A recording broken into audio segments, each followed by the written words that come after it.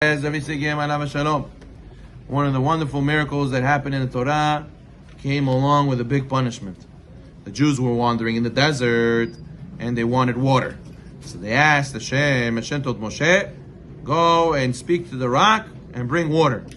So he listened, he took his staff, he got a little bit upset, and him and Aaron smacked the rock and the water came out. So that's amazing, no? Water in the desert, unbelievable, big miracle. Because of this whole story, Moshe and Aaron were not able to go to the land of Israel. Okay, I understand Moshe was supposed to speak. He hit. Why Aaron? Why Aaron didn't get to go to Eretz Yisrael? He didn't say nothing.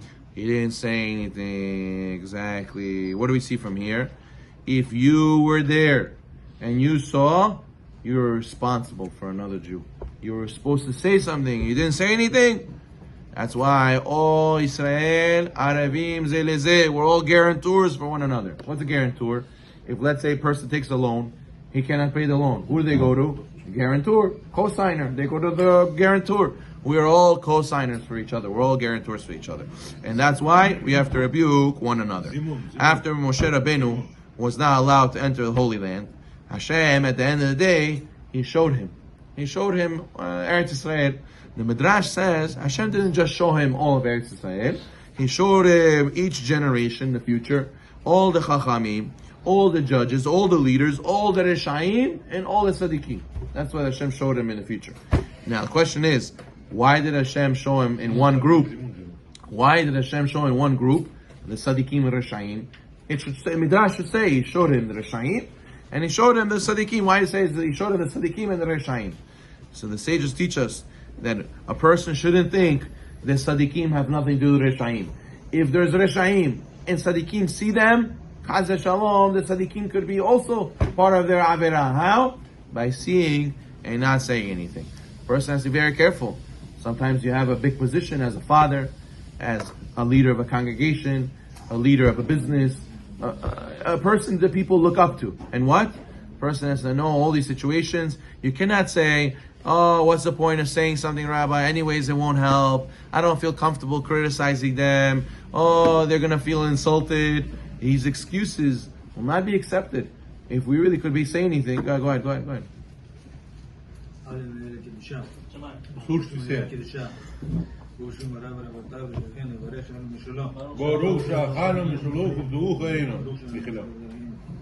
No problem.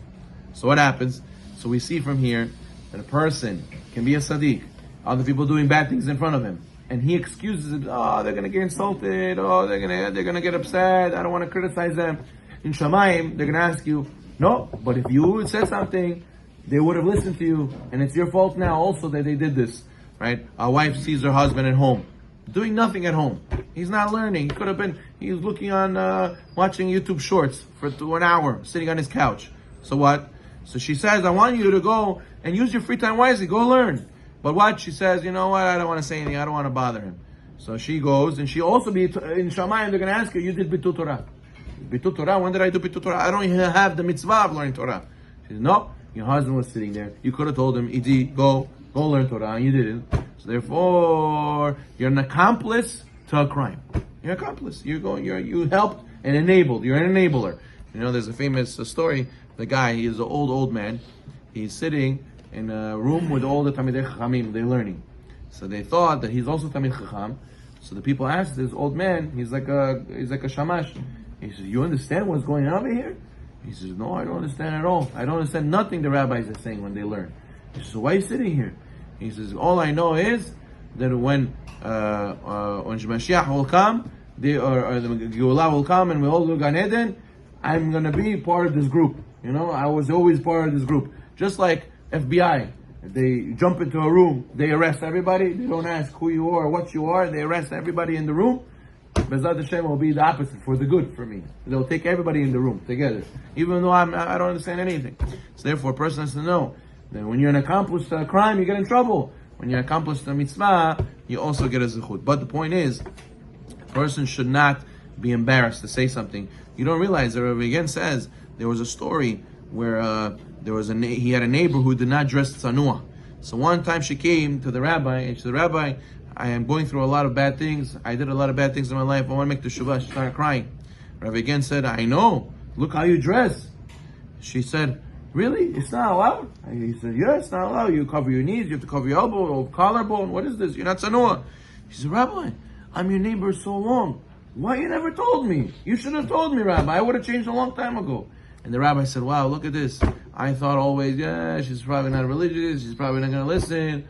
We don't know when people are going to listen or not. A lot of times they would listen, especially if we have a relationship with them, especially if they're a family. So a person has to know, you cannot just schmooze with them and have a conversation and not say anything. You have to say something. Okay, it doesn't have to be insulting, but at least some way think of how to say something. Why?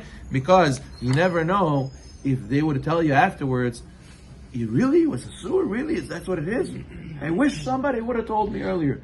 Imagine that. How can you sleep at night thinking this person could have done mitzvot if I would have said something? So next time, better to say something. Don't be embarrassed, because in Shamayim they're going to ask you, why didn't you say something? Baruch Adonai.